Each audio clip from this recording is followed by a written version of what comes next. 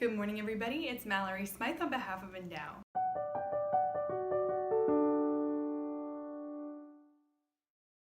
As I've been reading through the Bible lately, I've noticed that most of the characters in the Bible fit into two categories. They are either idolaters or they're hypocrites. There are actually very few characters in the Bible who live in a flourishing, genuine relationship with God, in which they repent of their sins, in which they fall in love with Him more and more, in which they try to live for His kingdom. And so we see evidence of this in the Old Testament when Israel is constantly giving itself over to idol worship. We see the whole nation of Israel make a calf out of gold and worship that calf instead of worshiping the God that set them free. And we see in the New Testament, Jesus is constantly calling out the scribes and the Pharisees for their hypocrisy. And just recently, in some of our daily readings, Jesus has been calling out the scribes and the Pharisees and what we would call the woes. And at the end of the woes, he has a few things to say, and I wanted to read a couple of them. He says, "Woe to you, scribes and Pharisees, you hypocrites! You pay tithes of mint and dill and cumin, and have neglected the weightier things of the law, judgment, mercy, and fidelity."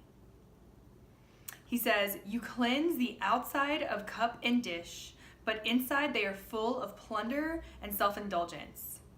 Blind Pharisee, cleanse first the inside of the cup, so that the outside may also be clean."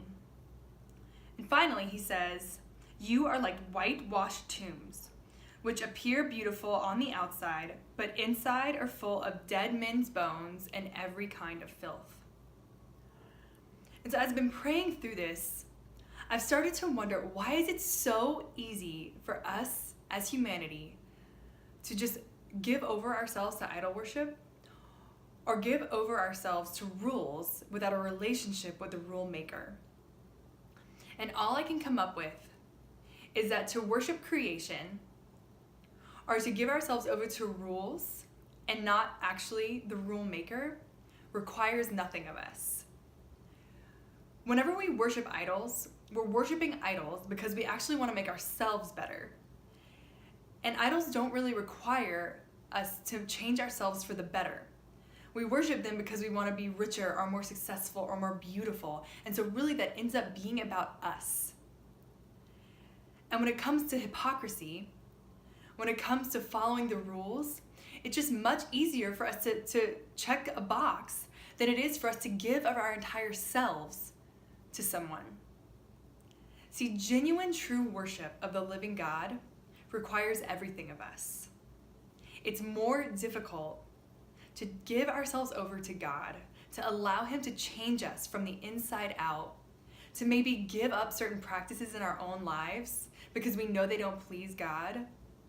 It's harder to strive for genuine perfection to please God as He's trying to perfect us than it is to just check a box or to worship something different.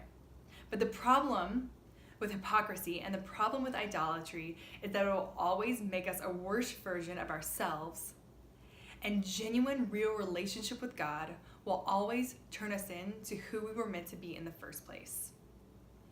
And so this week, I just ask you, in what parts of your life are you giving yourselves over to idolatry? In what parts of your life is it just easier to check a box and follow a rule than it is to give over your time and your entire self to knowing God and being known by Him? I just invite you, whatever that is, give it to God and tell Him that you would like a real, thriving relationship with Him, one that guards you from hypocrisy and idolatry. So if you want to know more about who God is so that you can give yourself over to Him in an authentic way, you can learn more through an Endow study at www.endowgroups.org. And you can connect with us on Instagram and Facebook at Endow Groups. And as always, you can connect with me at Mallory A. Smythe on Instagram. Have a great week.